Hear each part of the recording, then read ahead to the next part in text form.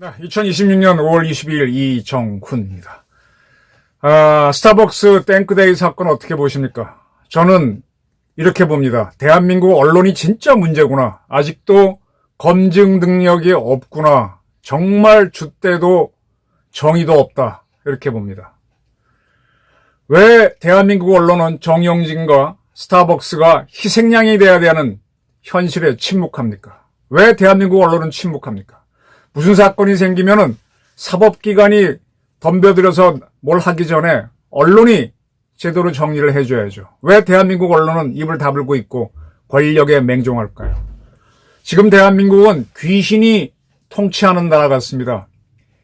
저 옛날 일을 가지고 현재를 조율합니다. 이와 비슷한 게 이란의 신정 정치였습니다.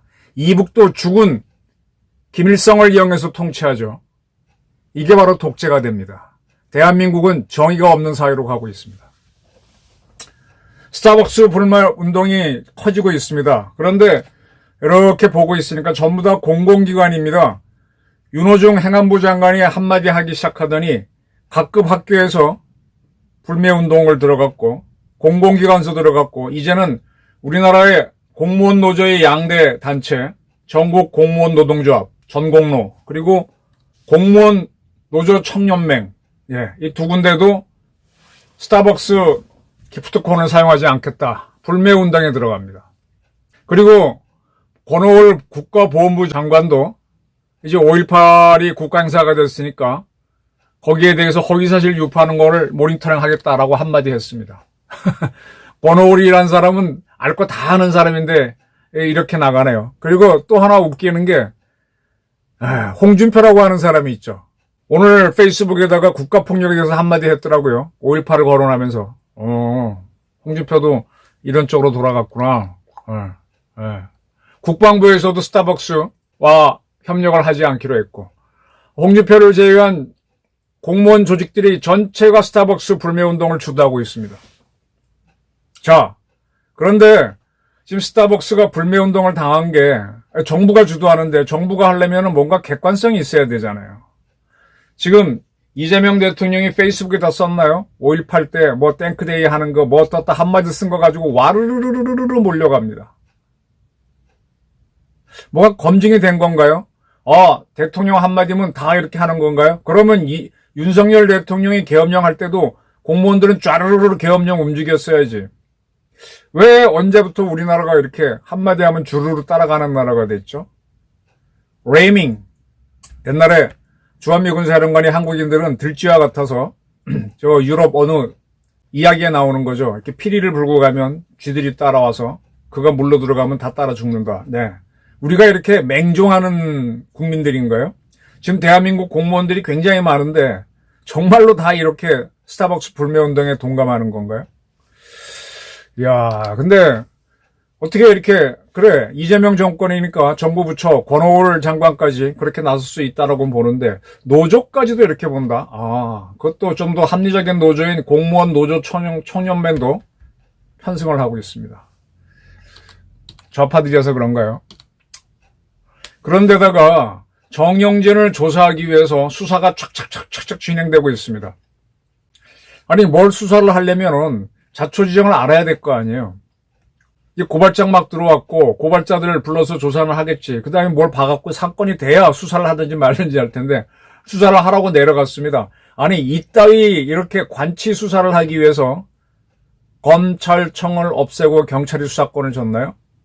제가 그게 언젠가 노무현 정권 때죠. 검경 수사권 분리 문제를 갖고 우리 경찰 그때 중견 간부들이죠. 경찰에 나온 친구들 하고 굉장히 많이 스터디를 많이 했습니다. 그때 경찰이 얘기한 거는 우리 수사망이 동네까지 다 가 있고 정보활동도 하고 거기서 1차적으로 뭐가 되든 수사를 한다 현실이 거기에 올라가서 그게 뒤집어지든 않든 검찰이 보는 거고 또 재판부가 보는 건데 뒤집어지는 거 거의 없다. 거의 경찰이 참 잘한다 그랬습니다.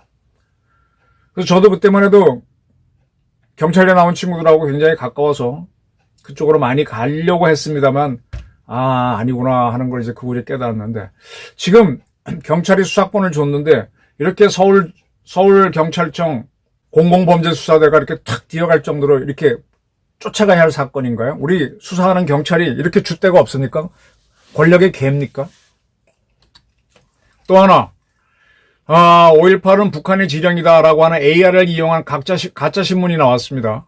네. 당시에 있지도 않았던 광주일보 제호를 이용해서 만들었어요. AI로 생성한 신문 모양이 맞죠.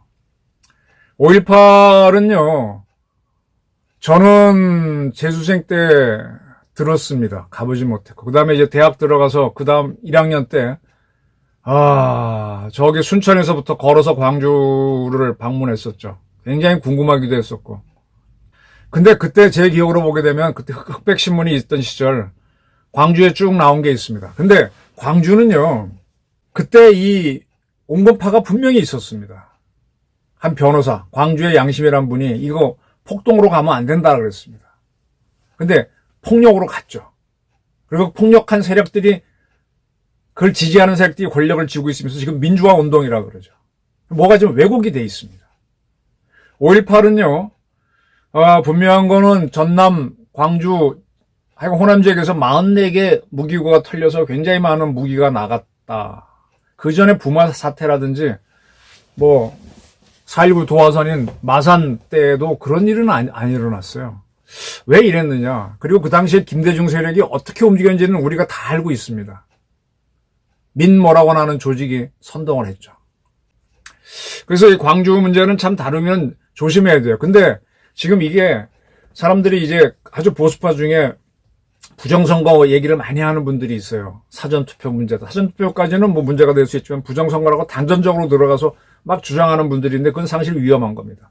똑같이 광주 사태 때 북한이 개입 왔다라는 부분도 상당히 좀 위험한 주장이에요. 왜 팩트가 아직 나온 게 없어요. 이제 여러 가지 의심되는 거는 어떻게 이렇게 무기를 탈취하고, 그리고 민간인들이 상당히 많이 숨졌는데 군인들이 쓰지 않던 카빈 총알을 맞고 숨진 시체가 상당히 많습니다. 민간인 중에. 이거 어떻게 설명하느냐. 더군다나 시위대하고 진압군, 시위대하고 경찰이 부딪히지 않은 마을 동네 집에서 숨진 사람들은 뭐로 설명해야 되느냐. 그리고 제가 직접 경험했던 거는 81년도에 순천에서부터 광주로 걸어오다가 제 친구랑 같이 호박서리 했다가 붙잡혔다 그랬죠. 그랬더니 그 친구가, 시커먼 친구가, 그래봐야 저보다 젖도래거나 한두 살 많겠지. 광주에 들어가서 총을 자기도 빼내가지고 따깡따깡 쏘고 다녔다. 그런 사람들이 제법 있습니다. 그래서 광주 문제는 참 정리하기 힘들어요. 근데 이거를 민주화 운동으로 한 것도 문제지만은 사실 해준 사람은 누구냐? 노태우 대통령입니다. 노태우 대통령이 60 딱 만들어지면서 이걸 민주화 운동을 해줬어요. 그리고 이제 김영삼이라고 하는 대통령이 자기가 코너에 몰렸죠. 그게 이제 정치 자금이 나옵니다. 노태우 정부에서 김영삼 정권이 나오는데 금융실명제를 통해서 노태우 세력을 잡아요. 근데 노태우 세력 잡다 보니까 자기한테도 돈이 옮기게 되고 뭐가 옮기게 되고 굉장히 복잡해지니까 갑자기 5.18 한다고 약속을 어기고 그렇게 하게 되는 거죠. 그러면서 나중에 그게 기소가 안 되니까 또 특별법을 만들어서 기소를 하면서 이 5.18이 너무 커져 버렸어요. 사실과 관계없이 민주화 운동이 돼버렸다고. 지금은 헌법에 집어넣겠다고 난리야. 글쎄, 이게 과연 민주화 운동인지 저는 좀 헷갈립니다. 정치 투쟁으로 보는 게 오히려 맞을 것 같아요. 그런데 여기를 북한이 했다라고 해서 이렇게 주장하는 거는 지난번까지 있었던 선거를 부정선거로 주장하는 것만큼 상당히 좀 위험한 겁니다. 이러한 세력들이 있어요. 누가 만드는지 모르지만. 이걸 처벌한다고 하는데 반대로 5.18 탱크데이에 전두환을 사진을 이용해서 하는 그런 조롱은 왜 수사 안 하죠? 그리고 정청래는 이 귀신 정치의 달인이죠. 정영진은 석고대죄하라고 큰 소리 칩니다. 그리고 5.18 민주화 운동, 조롱, 모욕, 처벌하는 법을 발의했다라고 하면서 선거 끝나면 하겠다고 이렇게 합니다.